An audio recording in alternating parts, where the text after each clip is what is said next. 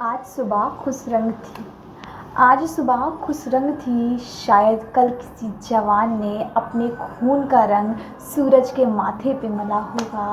सूरज के माथे पे मला होगा। कारगिल की बर्फीली चोटियों पर जहां एक एक मिलीग्राम ऑक्सीजन के लिए सैनिक तरस रहे थे, उस हाल में भी कई जाबाजों ने अपने हाथों से बंदूकें नहीं छूटने दी।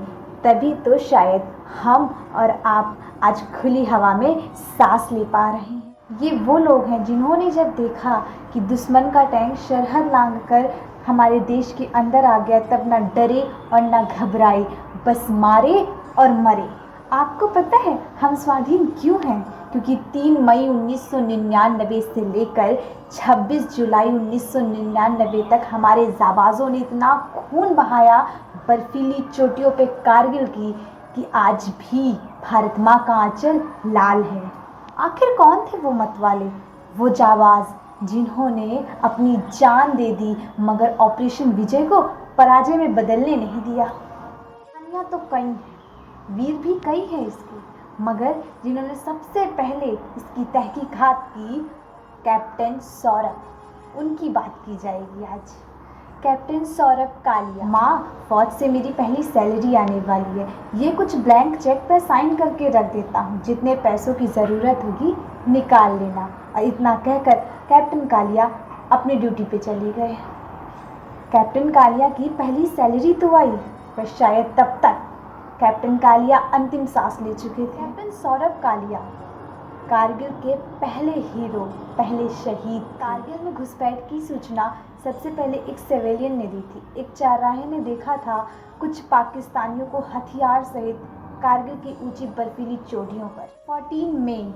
14 मई को कैप्टन कालिया अपने 5 साथियों के साथ उन्हीं बर्फीली चोटियों पे गए, केवल पेट्रोलिंग के लिए। उन्होंने जो देखा वो देख के वो सन्न रह गए कि ये बात सत्य थी कि वहाँ पे पाकिस्तानियों ने अपना कब्जा जता लिया है।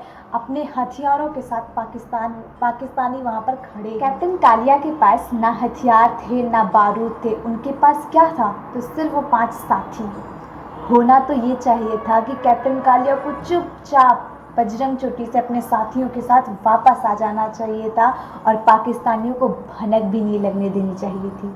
लेकिन उस खून को कोई कैसे रोके जो भारत माँ के सीने पे खड़े दुश्मनों को देख के बारूद में बदल जाता है? उन नसों को कोई फटने से कैसे रोके जो पंचमी सितारा की एक झलक देखकर तंसी जाती हैं?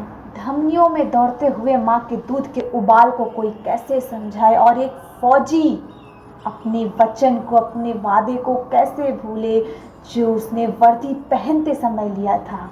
राष्ट्र की सुरक्षा, गौरव और हित। अब क्या था? कैप्टन कालिया ने पाकिस्तानियों को ललकार दिया था। एक तरफ पूरी पाकिस्तानी सेना और दूसरी तरफ हमारे कैप्टन कालिया अपने 5 साथियों के साथ निहत्थे थे। वो लगभग निहत्थे थे, ना कोई हथियार ना कोई बारूद, क्योंकि वो तो केवल पेट्रोलिंग के लिए गए थे, ना कि युद्ध के लिए गए थे। और उसके बाद जो हुआ वो दुनिया भर की युद्ध नीति, वॉर कोड और ह्यूमन राइट्स को शर्मिंदा करने के लिए काफ़ी। पाकिस्तानियों ने 22 वर्ष के कैप्टन कालिया को बंदी बना लिया और लगभग 22 दिनों तक बेइंतहा टॉर्चर किया और उसके बाद उन्हें मार दिया। कैप्टन कालिया का शव उनके घर पहुंचा तो देखने वाले पहचान तक नहीं पाए कि ये कैप्टन कालिया का शव है।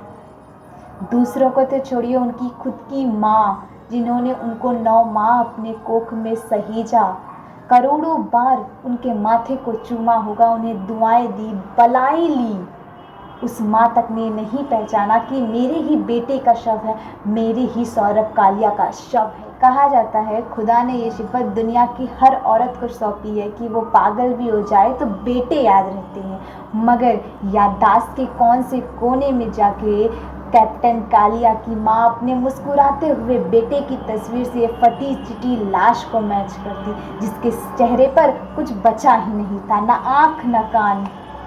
पाकिस्तानियों ने वो भी निकाल कर खा लिया था।